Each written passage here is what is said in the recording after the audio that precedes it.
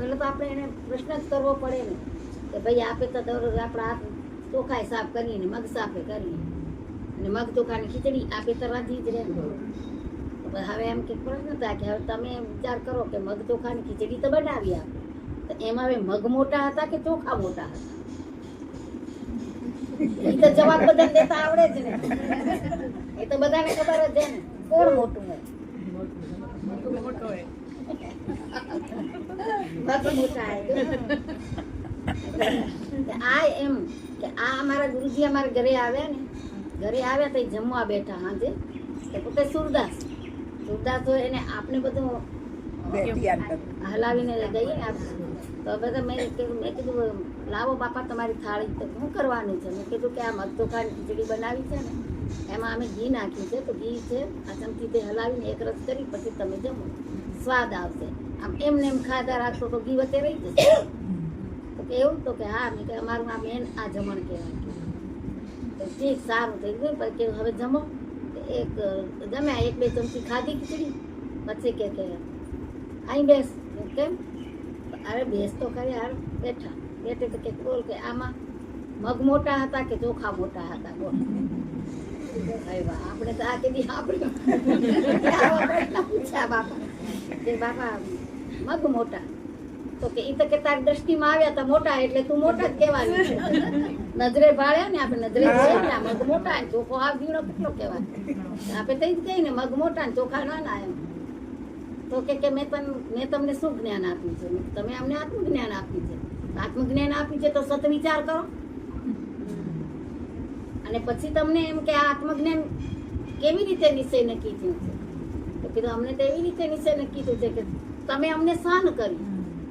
ગુરુજી થઈને તમે તો અમારા ગુરુજી છો, તો ગુરુજી શાન કરે ને તો જ અમને ગમ પડે.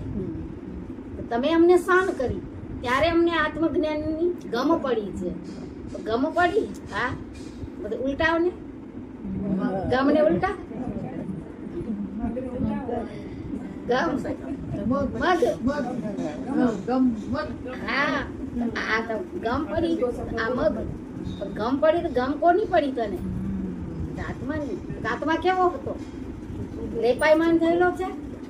નહીં, આત્મા તો અલિપ્ત છે. એ તો એકદમ ચોખ્ખો છે. ચોખ્ખો છે તો પછી આત્મા મોટો છે કે તારી ગમ મોટી છે?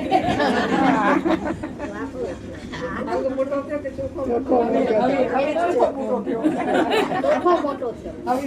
આ બધા કરતા મોટામાં મોટો સાહેબ કહીએ તો આપણો આત્મા. આ ચોખ્ખો મોટો છે. તો હવે એને તમે શું કર્યું? એને તમે એનો સ્વાદ તમે કેવી રીતે ભર્યો? એટલે તમને લગ્ની કેમ લાગે? તો આ તમે એમ કે આ ઘી અંદર નાખ્યું ત્યારે એમ કે આનો સ્વાદ કેવો ને? પેલા તો સ્વાદ નહોતો ને એમ. અને પાછી ચમચી તમને શું શાન કરે છે?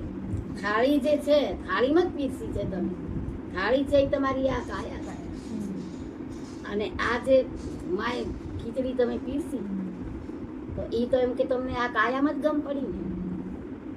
અને આ કાયા આમાં જ તમે આત્માને ઓળખ્યો ને. પછી આમાં જે તે ગમ પડી ને આમાં જ આત્મા ઓળખ્યો તો આત્મા મોટો છે બરાબર. પણ તમે કયા સમય નક્કી કર્યો? ચમચીને સમય બતાવ્યો. સમય આપણો એક થાય ને. આમ ચમચી જે હતી સમય, તમે સમયસર એને આ ઘૂંટણ કર્યું છે કે ને ઘી માં મેળવી. આ ઘી આવ્યું ક્યાંથી? જમશો ક્યારે? બધા સત્સંગમાં આવશે, ટાઈમ થશે, બધા સત્સંગમાં આવશો. તમે જમશો ક્યારે? તમારી ખીચડી ઠંડી થઈ જશે તો ટાઢી પછી ભાવશે નહીં. તો કાંઈ નહીં કે વાંધો નહીં, એ આપણે ક્યાં ભૂખ છે? મને તો બધા સવાલનો જવાબ દે તું. અમને ગમ પડશે એવા દે તું, ના ગમ પડે તમને કેવા પડશે ને. તો કે આ ઘી આવ્યું ક્યાંથી? કે ક્યાંથી આવે ઘી? અમે આ ઘી ઘરે બનાવી. ઘરે બનાવો તો કઈ રીતે બનાવો છો? કઈ રીતે બને? દૂધમાંથી બને છે. તો કે આવા દૂધ અહીંયા આગળ મુક્ત. મેં આ દૂધ જો વાટકીમાં દૂધ આપ્યું છે. તો કઈ દૂધમાં જો ઘી દેખાય છે? કઈ દૂધમાં તો ઘી નતું, ના જ દેખાય ને. તો કે આમાં તમને દેખાતો હતો આપને? પણ તમે એમ કે આ દૂધમાં રહેલું છે ઘી. તો હવે આ યુક્તિથી તમે એને જ્યારે ઓલો કર ત્યારે ઘી બહાર આવશે, ત્યાં સુધી ના આવે. આને પહેલું તમને જમાવવું પડશે. તો કેમાં જમાવશો? આપણે આ 10મો દ્વાર જે છે ને એને હાથે ગોળી કીધી હે. 10મા દ્વાર ને હે ગોળી જેવો છે, એનો રૂપ અમે આકાર નથી, ગોળી જેવો છે હાથે. તો હવે આ એ એમાં તમે જામણ કેમ નાખશો? એમાં તમે જામણ નાખશો તો જામશે, નહીં તો નહીં જામે કે. તો પછી એને એમ કહ્યું આના જેવા મૂર્ખા નહીં થતા, પુરુષોત્તમ જેવા. ક્યાંથી ચડે રે કાંઠો, ક્યાંથી ચડે પાકે રે જડુલે કાંઠો, ક્યાંથી ચડે દૂધના દોણામાં મૂર્ખે મીઠું નાગી મેળે મોરે, એ વલો વાળી બેઠો માખણ, ક્યાંથી મળે પાકે રે જડુલે કાંઠો, ક્યાંથી ચડે. પાકા ગળે કેને કહીને આ તો કે હવે પાકા ગળા થયા, હવે શું કાંઠા ચડશે. એની જેમ આ એને એમ જ કહેતું મેં કે હવે આ તને જમાવું તો છે દૂધ, પણ આમાં મૂર્ખાઈ કરીને મીઠું નાખી મેળવીશ એનાથી નહીં મળે.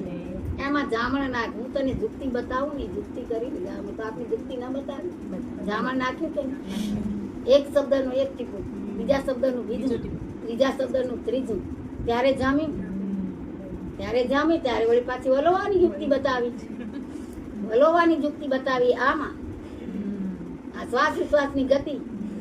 ઓહામ સોહામ મારું વલોડું ગાજે, શ્યામ આવીને મારો માનસો ચડે.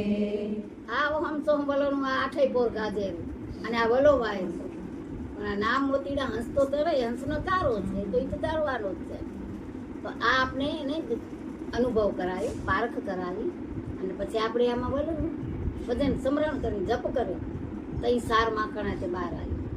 સાર માખણ બહાર આવ્યો ને એ સાર સ્નેહ અક્ષર, સાર શબ્દ એ જ આપણો આત્મા.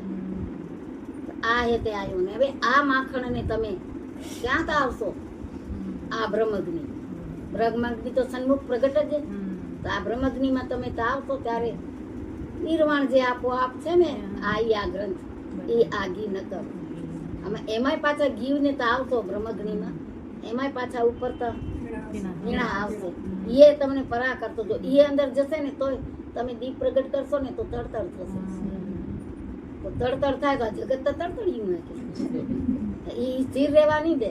અને હંમેશા દીવામાં જો છાય નું ટીપું હશે કે પાણી હશે તતડાટ કરે ને તો એ સ્થિર ના રહે, આમ હાલી જાય. તો આ જગત તતડાટ કરશે આપણે તો આમાં પછી તમે હલી નહીં જતા, ડકી ના જતા. એના માટે એને આમ કાઢવું પડે.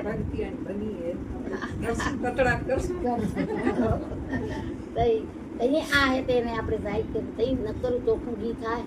એ ઘી દીવામાં આપણે પૂરીએ એટલે એમ કે મનરૂપીમાં વાટ આપણે મન પવનની વાટ બનાવીએ. પવન તો આપણો આ શ્વાસ ઉશ્વાસની ગતિમાં હે, મન આપણે એમાં એકત્ર કરવું છે તો એ વાત. અને એમાં આ જો આપણે આ ઘી દિવેલ પૂરશું તો હે ત્યાં દીપ પ્રગટ થશે. તો આ દીપ પ્રગટની એને વાત કરતી ત્યારે એમ કે આ જ્ઞાન વિશે નક્કી થશે. આ કીધું પછી એને કીધું બાજુમાં શું મૂક્યું છે, એકલી થોડી ખવાશે બાપુ, બાજુમાં તો ચટણી મૂકી છે. ચટણી મૂકી દે. હા તો ચટણી મૂકી, ભાઈ ચટણી બનાવી કેમ? બનાવી કે આ બધા બનાવી એમ કરીને અમે લીસી. હવે તો નથી ને, પેલા પથ્થર પે લીસી કરતા, હવે તો સાધન આવી ગયા તો એનાથી બનાવી છે. તારું ચિત્ત એવું હે ચિતવન કર કે જેથી એવું જીવું એક રસ થઈ જાય. આ ચિત્તની ચટણી કરેલી ઘસારો કર તો જ આ ચિત્તની ચટણી થાય, તો આમાં સ્વાદ આવશે. આ ખીચડી ખાવામાં સ્વાદ તો આવશે. પછી આ ખાણું, આ ખાણું ઠેરાવ. ક્યાં ઠેરાવીશ? બારાંગળ બાર નિરંતરમાં ઠાણું ઠેરાવ. આ ખાણું આર્ત અઠાણું કીધું. આર્ત એટલે અંતરના નાદથી તું એને નીચે નક્કી કર તો સ્થિર થઈશ, નકર સ્થિર નહીં થવાય. અથાણું પછી બાજુમાં શું મૂક્યું છે? ખવાય. હવે તો ખીચડી ખાશે પેલા દેખાશે. ખીચડી આમ જાઓ તો ખીચડી આજે ખાય તો આમ બધું આવે રોજમાંથી. આ અથાણું પછી બાજુમાં શું મૂક્યું? રોટલી. રોટલી શું શાન કરે છે? રોટલી તો શું શાન કરે છે? એટલે રોટલી તો શું શાન કરશે? રોટલી ગોળ છે અને પાછી એમ કે ફૂલીને દડો થઈ છે. તો એ કે આ શું શાન કરે છે તમને? તમે સવાલ કરો એટલે તમે જવાબ દેશો, અમને તો આવડી ગમ નથી પડતી એમ. તો એ કે આ વ્યાપકની શાન કરે છે, હું વ્યાપક છું સર્વમાં. તો આ રોટલી અને પછી એ તે દૂધની વાટકી બાજુમાં મૂકી છે. તો કે દૂધમાંથી તો ગ્રંથ કાઢી લીધું, તો હવે આ ખીચડીમાં દૂધ મેળવી હલાવી દો તો આમ પી જાવ ને પછી આ તે ઊભો થઈ જાવ. હવે બેઠે બેઠે આટલું સમજાવી દીધું, આખું આ દર્શન સમજાવી દીધું. આવું નિશ્ચય નક્કી કરાવીશ. આ પારખી હોય તો જ કરાવે. આ હાથે આ મગ ચોખાની દ્રષ્ટાંત હતું. બધું આપણા માથે જાય. બારે તો આપણે બધું જો ને ખાતા પીતા ને બધું કરતા, પણ આપણે કાંઈ ખબર નહોતી. પણ એને જઈને આપણે આ શાન કરી ને તઈ કામ કરી. આ પારખ જ્ઞાન થઈ જાય. આપણે આત્મા ઓળખાઈ જાય, પરખાઈ જાય, નિશ્ચય નક્કી થઈ જાય ને કે તમે જ્યાં દ્રષ્ટિ કરશો ને ત્યાં હે તે આપણે એનો અનુભવ થતો આવે.